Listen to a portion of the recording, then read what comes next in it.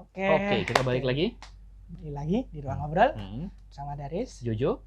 Kita masih membahas film-film Indonesia ya. Yes, dan kali ini kita akan membahas dua film ya. Hari ini kita akan membahas pertama Kiamat Sudah Dekat yang rilis dulu tahun 2003 dan yang kedua adalah film Mencari Hilal yang rilis di tahun 2015. Pertama kita kenal film ini dari mana dulu sih? Oke, kita mulai dari yang paling awal banget yaitu Kiamat Sudah Dekat. Kiamat Sudah Dekat itu dulu saya nonton. By the way, Kiamat Sudah Dekat ini memang film religi yang sebenarnya cukup menghibur, cukup disukai banyak orang, tapi tidak sepopuler ayat-ayat cinta. Mungkin beda. Jadi bedanya gini.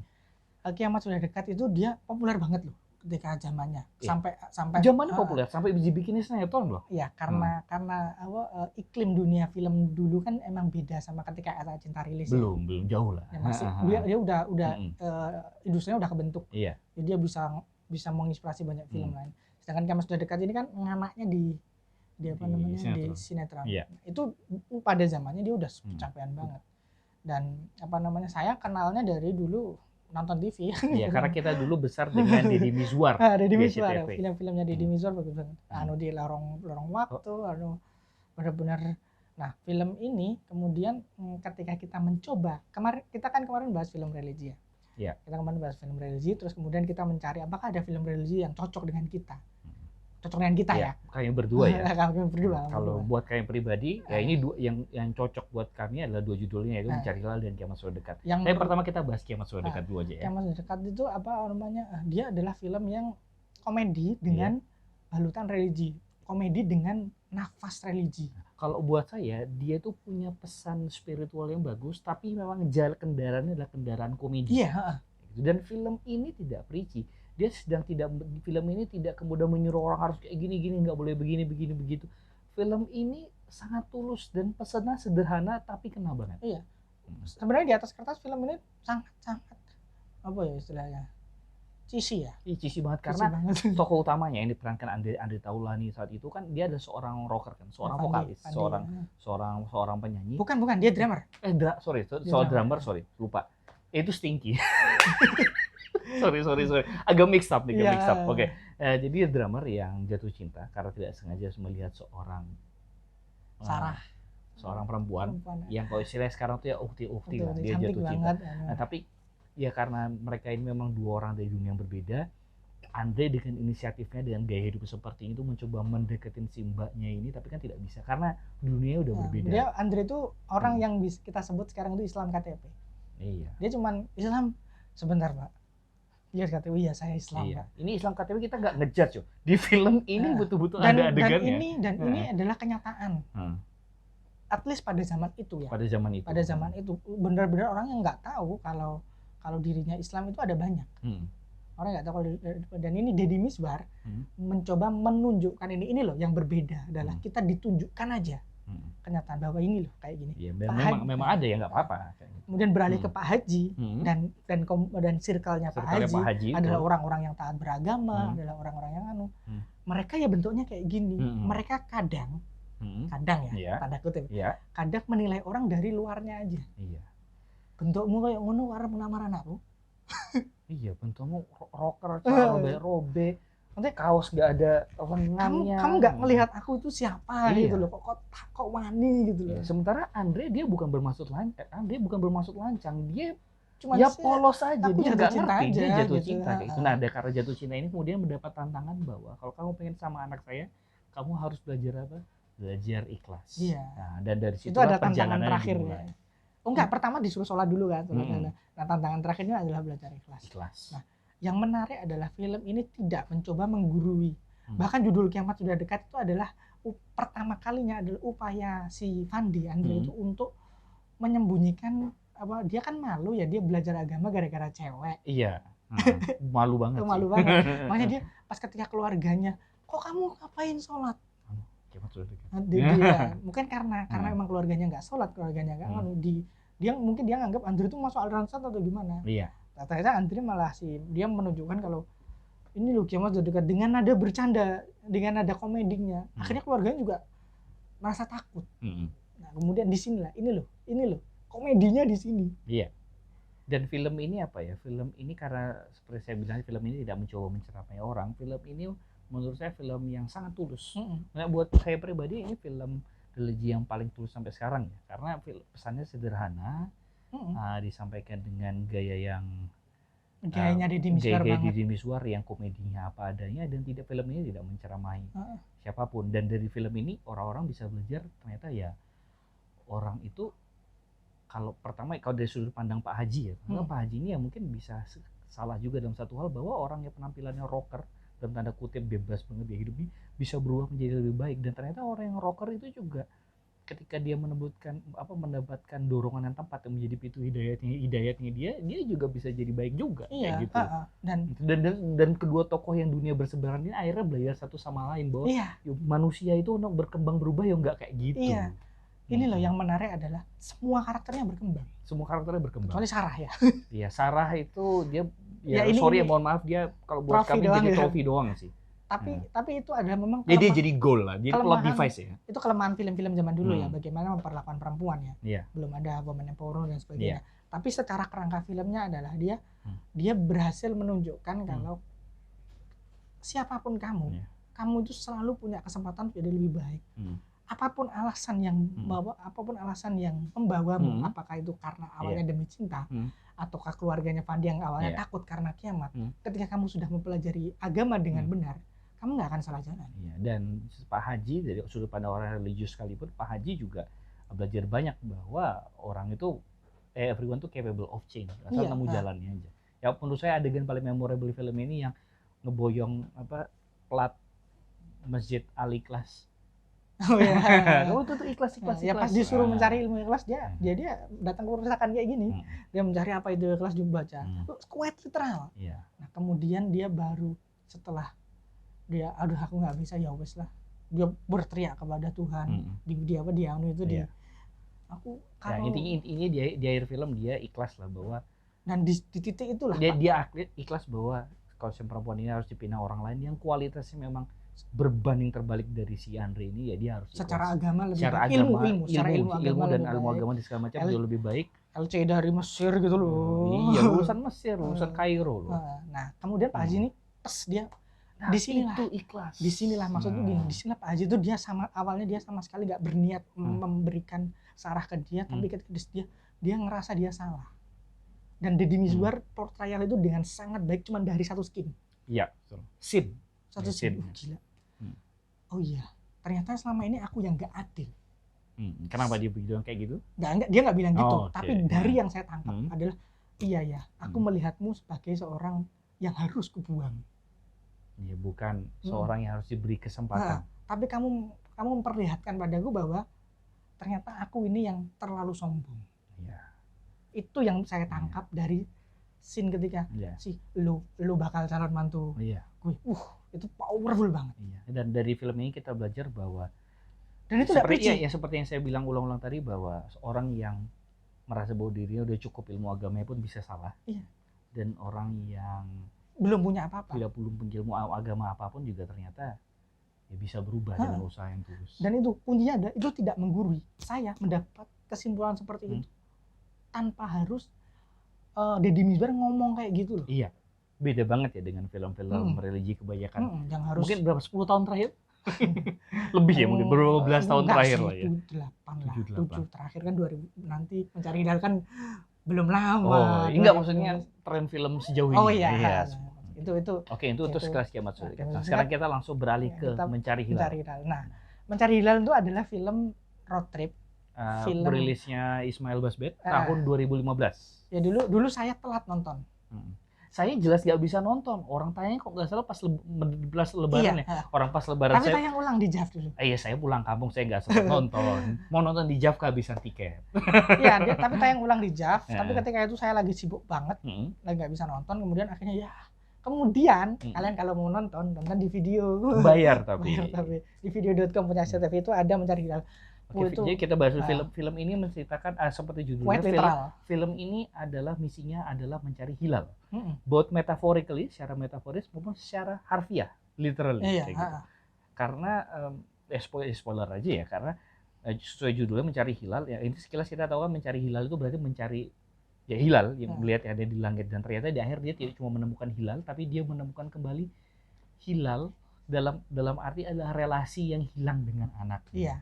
Dan apa ya, film ini memang film perjalanan ya, dari perjalanan road trip antara bapak dan anaknya, dan menariknya kirap lah bisa dibilang lah ya, bisa dibilang. Dan menariknya apa ya, film ini cukup berani menampilkan realita sosial masyarakat muslim di Indonesia tidak hanya secara gamblang, tapi dia juga ngasih perspektif lain bahwa ya walau ada sisi nggak enaknya dari muslim sebagai mayoritas di Indonesia, tapi ada sisi-sisi yang sebenarnya bukan hanya nggak enak tapi ya bisa diperbaiki. Iya, gitu. itu bedanya adalah bagaimana film ini menampilkan saja, menampilkan sih ini loh ada orang Islam kayak gini, kemudian oh ini ada yang kayak gini, ada yang kayak gini, counternya begini juga.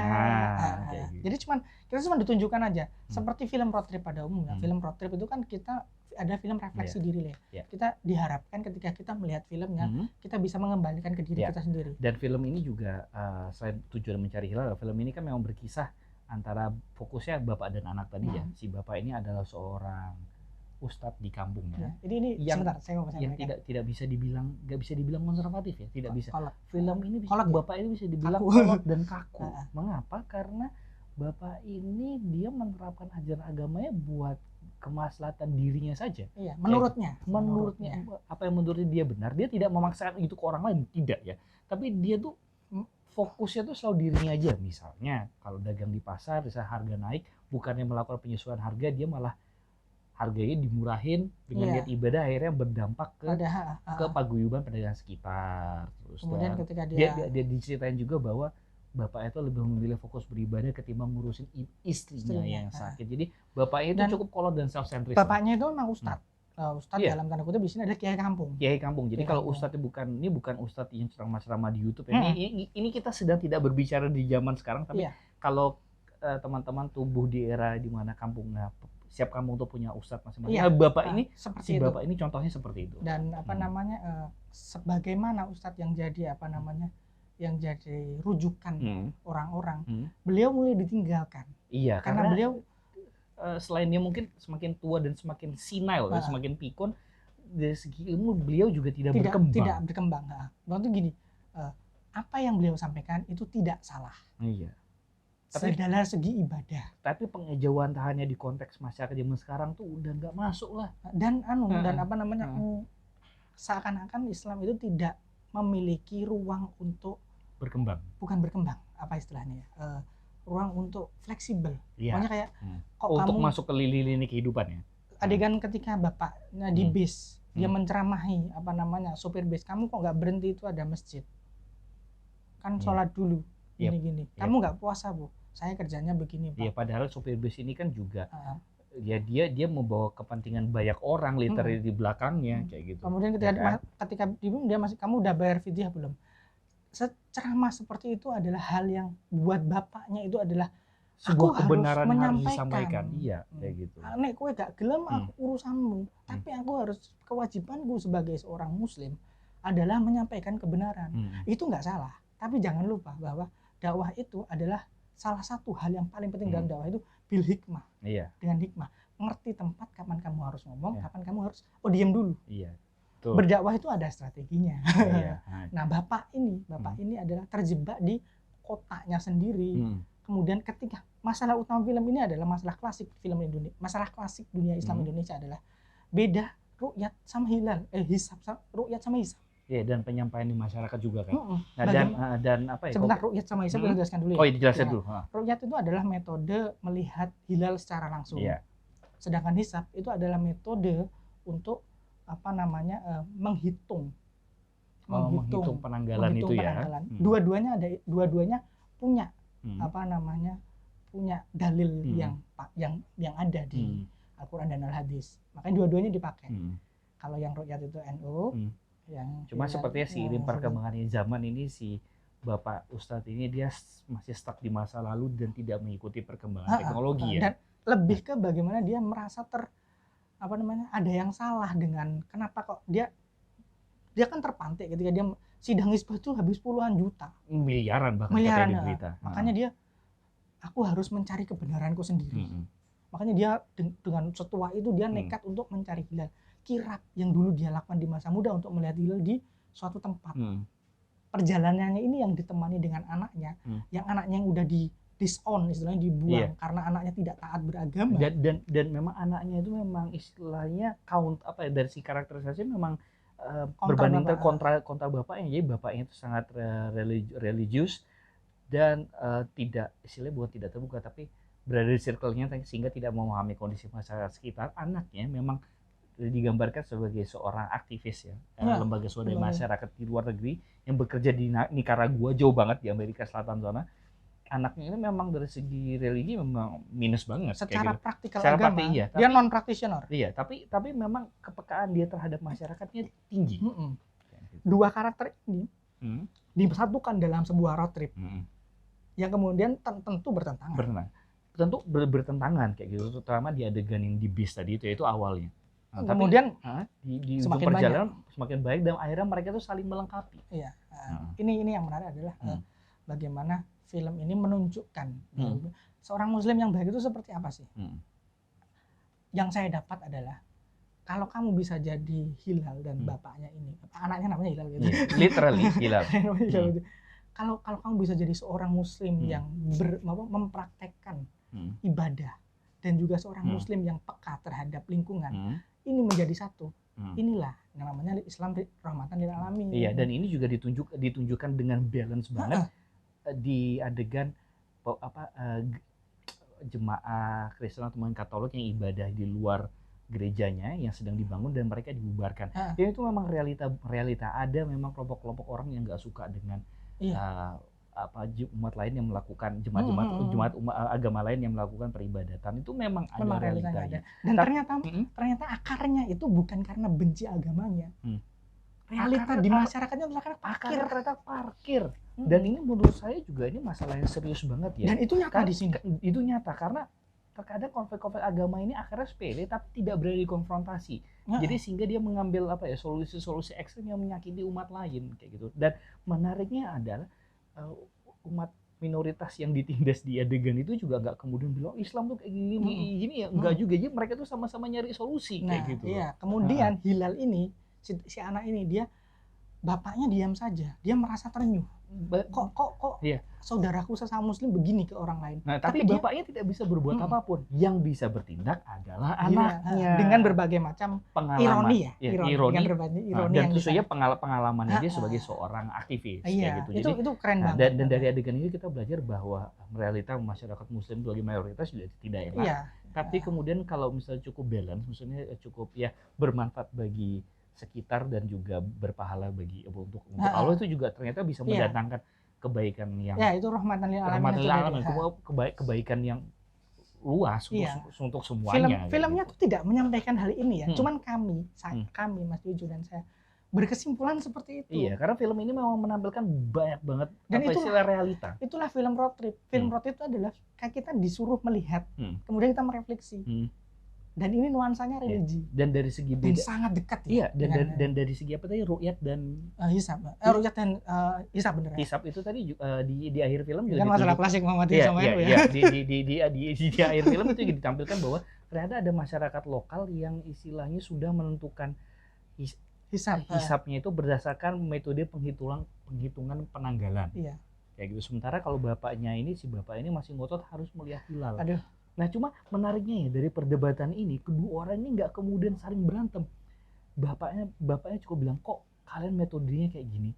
Sementara orang yang dipertanyakan, orang yang mendapat pertanyaan itu cukup bilang bahwa kami sudah melakukan ini bertahun-tahun dan ini ajaran dari luar kami, kitabnya ini, dan mereka sama-sama terima, sama-sama belajar. Bapaknya pun terima kasih, kitabnya ini saya bawa. Saya pelajari. Nah, yang lucu adalah ini sebenarnya saya nggak pengen menyebutkan, tapi yang lucu adalah bagaimana bapaknya ini adalah enigma. Kenapa bisa jadi enigma? Ini agak aneh. Secara caranya berdakwah, beliau itu Muhammadiyah. Oh begitu ya. Bid'ah itu Muhammadiyah kan terkenalnya seperti itu. Terkenalnya bid'ah gitu ya. Muhammadiyah terkenal seperti itu. Entah ini terlepas dari itu benar atau enggak, tapi terkenal seperti itu. Kemudian tapi Muhammadiyah itu adalah menggunakan metode hisab. Sedangkan bapaknya menggunakan metode ru'yat, itu metodenya NU. Ini kan enigma ya. yang ingin diperlihatkan bahwa kayak gini tuh loh. Dalam diri seseorang itu ternyata tidak hitam putih, dia itu sebagai perpaduan baik sudut pandang. Itu menarik kan. Karena saya juga mengikuti dari kecil seperti ini. Dan sama seperti endingnya Kiamat Sudah Dekat, ending film ini, proses film ini nggak sampai endingnya, karena ending bapaknya meninggal. Pokoknya sebelum bapaknya meninggal, ternyata bapaknya juga belajar banget soal apa yang dia lihat, realita dia lihat di lapangan. Dia juga belajar dari anaknya, dan anaknya juga belajar dari bapaknya. Iya. Kemudian akhirnya endingnya sama seperti Kiamat Sudah Dekat, kita disuruh melihat sendiri bahwa kayak gimana sih konklusi kalian. Nggak penting konklusi filmnya, tapi konklusi kita yang penting sebagai penonton.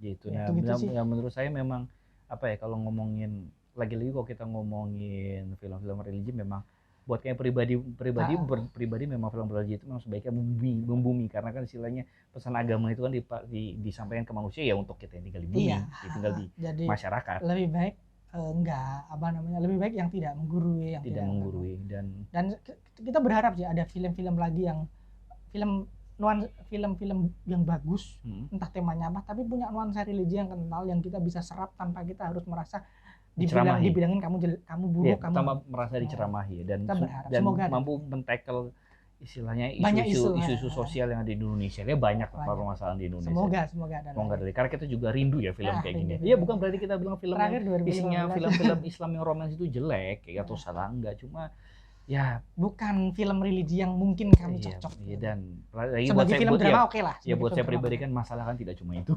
Iya, ya udah. Oke, itu aja ya. Oke, kita sampai lagi ke video berikutnya.